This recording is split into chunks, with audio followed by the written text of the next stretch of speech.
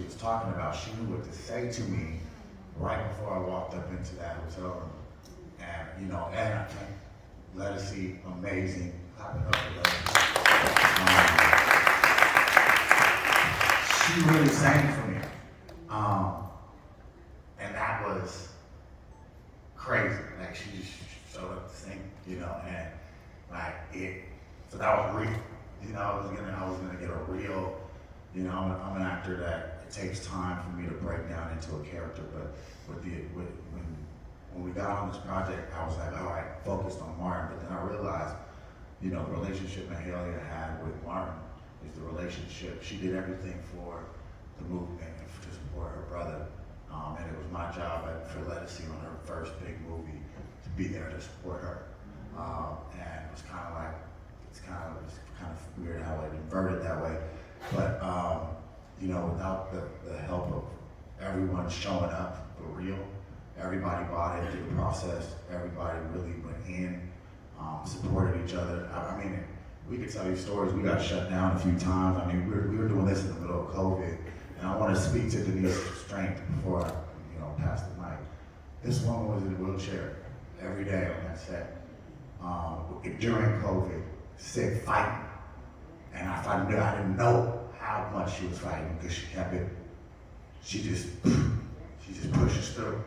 And I'm just gonna, if you don't know what strength looks like, you know, making a movie is not easy. It's stressful on top of being, you know, going through your struggles and infirmaries in your body.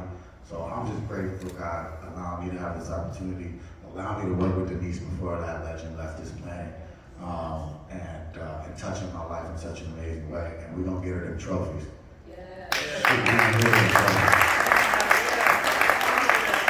On the stage, when he went there, he was 7 and didn't want to do anything.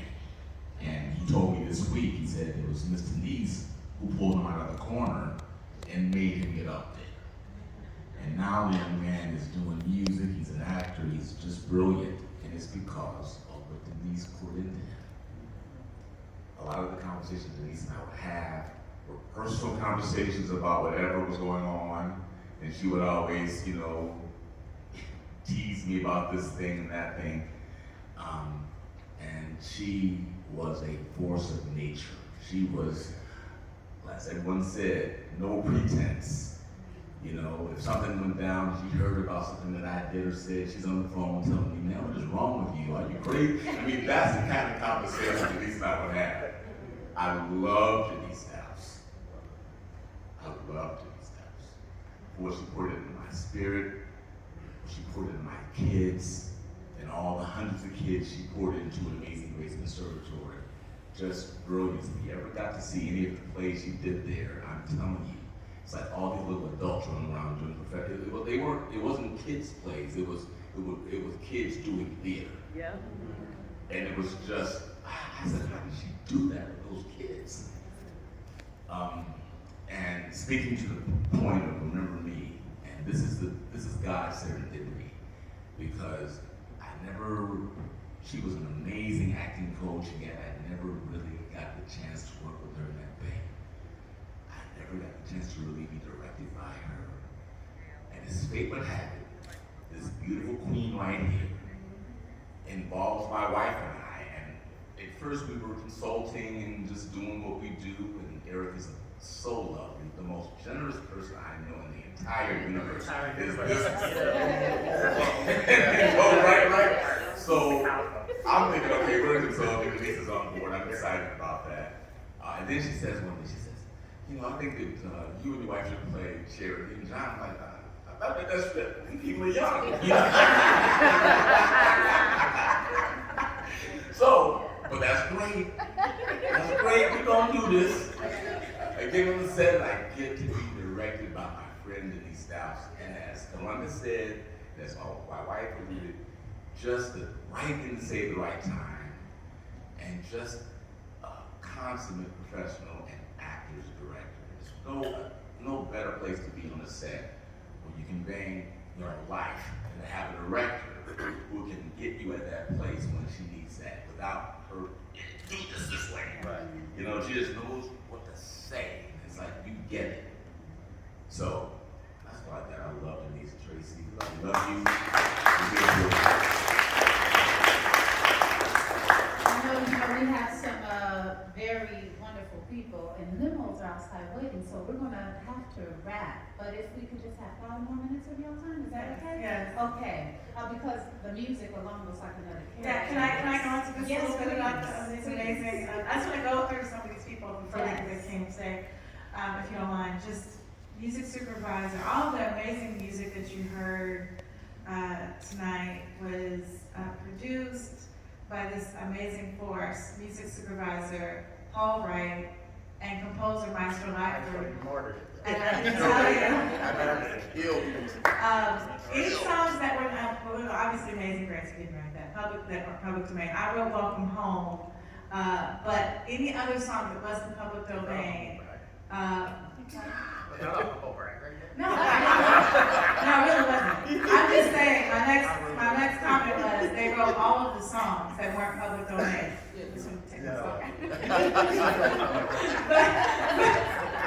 But they wrote all the songs. So this force, like the Cab Calloway scene, for instance, they literally wrote and produced. That was an original song that was not Cab Calloway.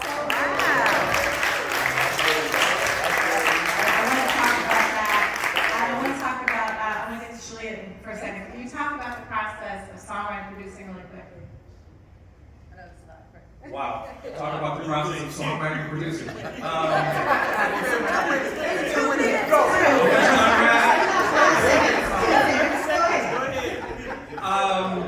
I mean, what do you say? I mean, the big thing about songwriting and producing comes from the inspiration that we're given. And when you're inspired with a script like this, the songwriting and production comes easy. Because it was an amazing script, and it was an amazing cast. When we're watching the dailies, it was very easy for us to be inspired from a songwriting and production standpoint because we saw Columbus's performance and Lettucey's performance and all the performances of everybody, young Mahalia, and we're sitting up here going, yes. And we're sitting like, oh, we've got to do this now, and now we have to do this because they're giving us so much that the score took a life of its own. The production took a life of its own. So yeah, that's in 2 minutes. Let's say something. That Cab Calloway scene with Red Brown, and that's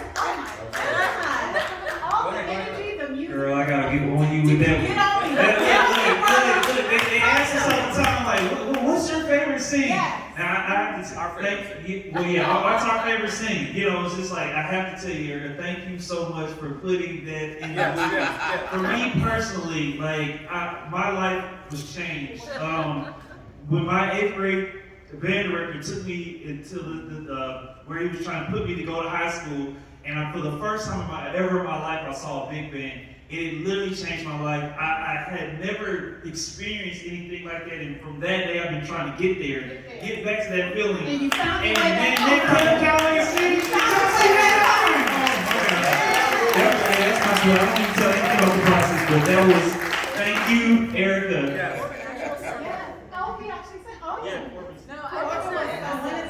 Corbin Blue. That was Corbin Blue from High School Musical.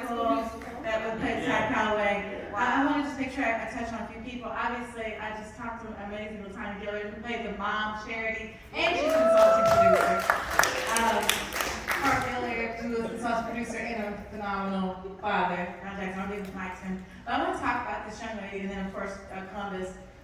This young lady here, Ericka Nicole, who plays young Mahalia. You probably don't recognize her, but she wasn't the little girl. She was right above Lettucey and right under Lettucey. She was, when she was 16, with that mean Aunt Duke, played by my really close friend Janet Huber, who's really sweet, not mean at all.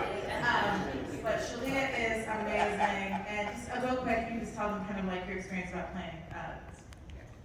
Oh, it was amazing. You know, and being able to work side by side with Janet Huber was, like, it was a masterclass just right then and there. And she was so kind, she was so funny. She made myself and Jalen, because it was our first film, so she made us just feel so comfortable to play and to just, you know, tell the story. And so it was easy to kind of let my guard down and just be in that moment because of the energy that she, you know, provided in that moment. And she just made us feel so comfortable. And, you know, I did my research and I'm a soprano. So singing Mahalia Jackson music, I had to change my voice. And so I just wanted to be authentic to who she was, you know? So I'm like, I can't go in there and sing like how I sing. I have to really pay homage to this legend. So I tried to, you know, do my work and really just give her flowers. You did, honey. You did. Let me ask you, when Aunt Duke went like this to you, did she put that thing up to your face? I was really scared. I should. If you want me short, now you may not remember this, brother, but when you started Scandal, you and Kerry Washington was in Beverly Hills. 2011, 2012, I was working for Lee Bell at TUR Web at the time. And I asked you, brother, I said, brother, That's right, I remember. if you could have the I said Martin Luther King. You said Martin Luther King. Sure did. Yeah, that's definitely right. So that's crazy.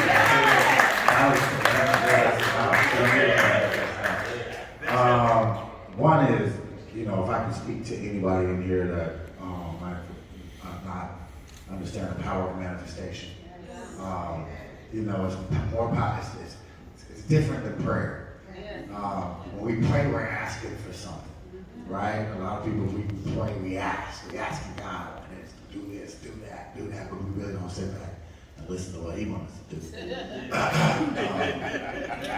But in manifestation, you are sowing what it is you want to harvest, right? So you're sowing it. You can't manifest something unless you're putting in the seeds for that. And, you know, it was amazing for me that it took a long time for me to get the role, but it was crazy. I'm on set, and I'm never nervous. You know, I have this weird brain where I pick up dialogue very quickly. It's like I have this weird thing, but it pisses off other actors sometimes.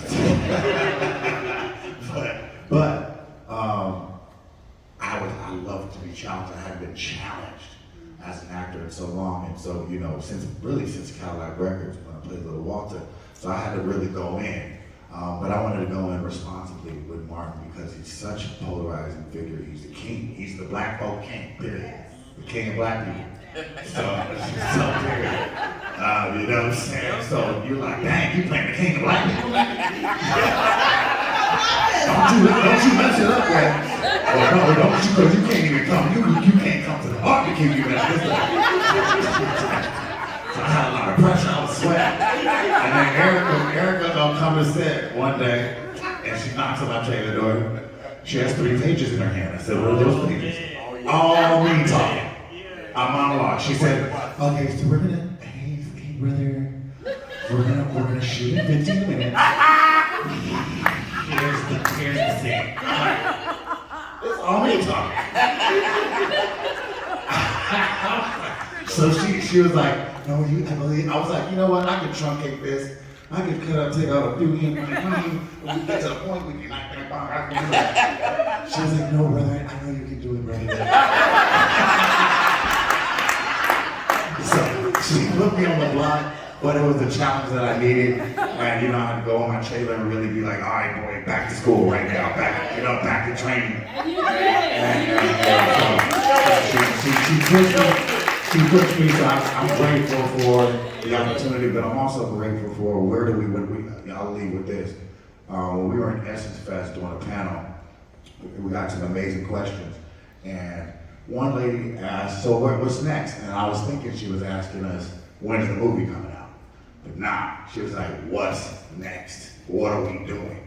You know, and I just want to say, I don't believe it's picking lines and marching down the street anymore. I think looking at being in a church and seeing a film, you know, we can inspire through our art.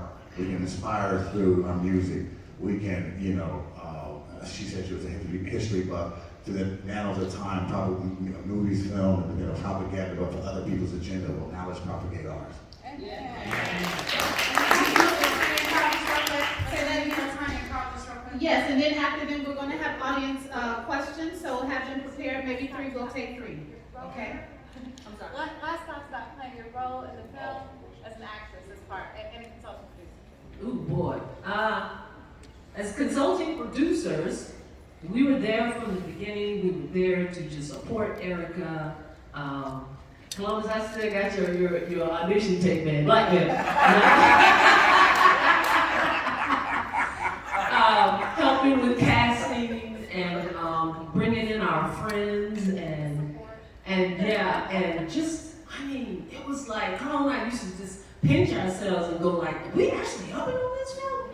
You know? Because Ericka's a dear friend. And then when she went from making it a short, this started out as a feature on script. She made it a short, and it was so good, they were like, no, this has to be, no, this can't just be a short.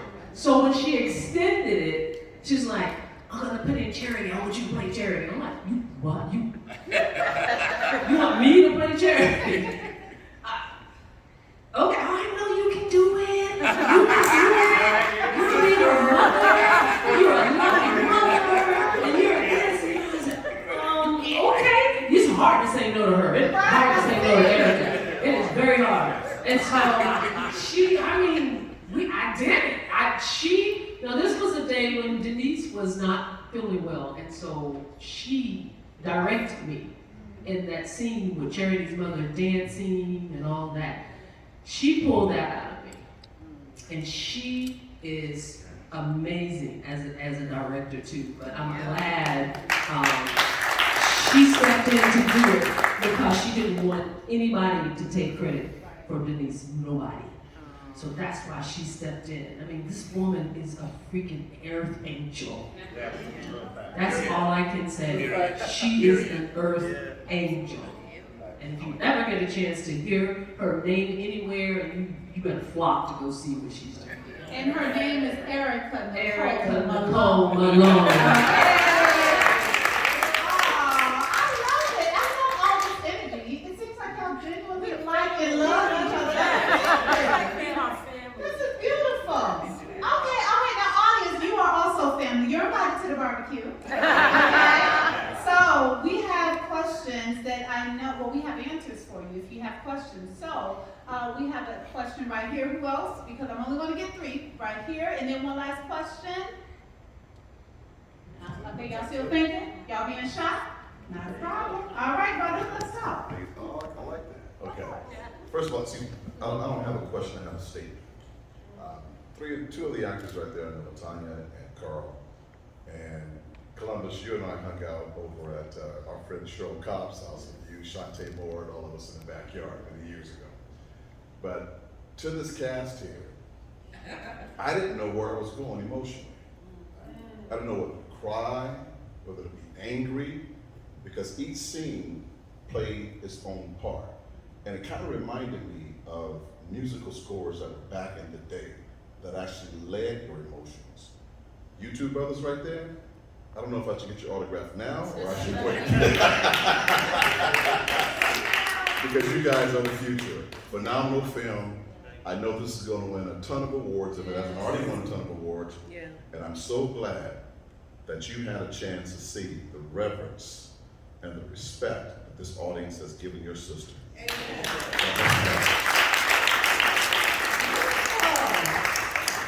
up with all the emotions in that tight shirt. Okay.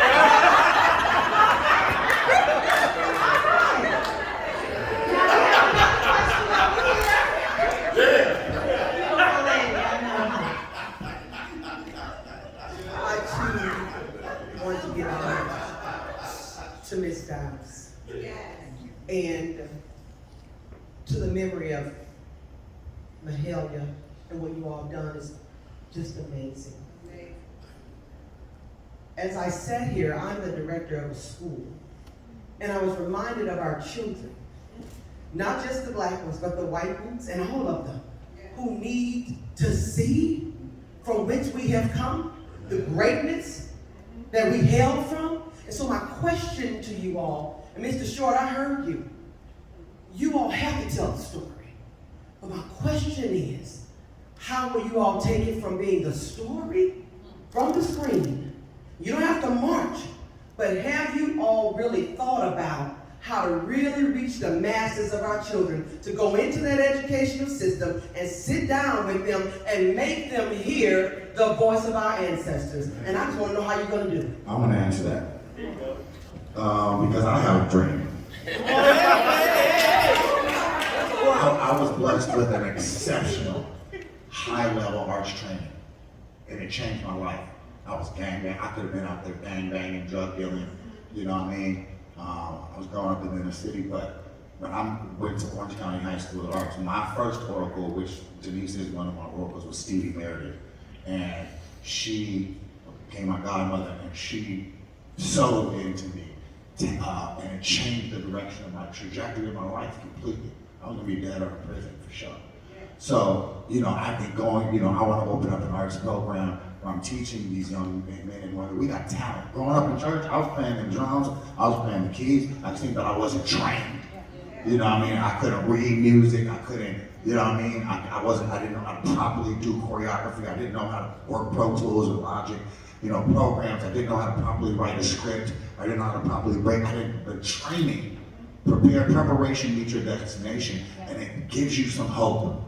That you don't just have to play basketball, you don't have to just play football, play baseball to get out the hood. You can use your gifts. The Bible says that your gifts will make way for you. So let's use our gifts and let's make a way. Beautiful. We have one last question. Congratulations, it was amazing. I cried during the Martin Luther King piece. What an honor to see Denise's work on screen like this. I just wanted to know from you, Ericka, what was the hardest part of getting this done? What for you was the biggest challenge or enjoy? I think for me and my business partner, his co-executive producer, Philip Robinson, as well as Vince Allen, who's not here right now. But specifically, I think the cost became really expensive. How much over budget did you go? The cost would be the call. Because you have to pay 30% above what the cost of the film is for COVID tests. So we're talking over $300,000 to $400,000 of COVID testing.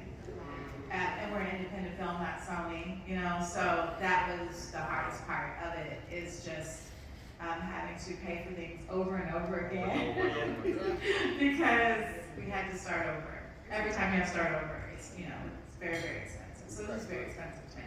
We finished it.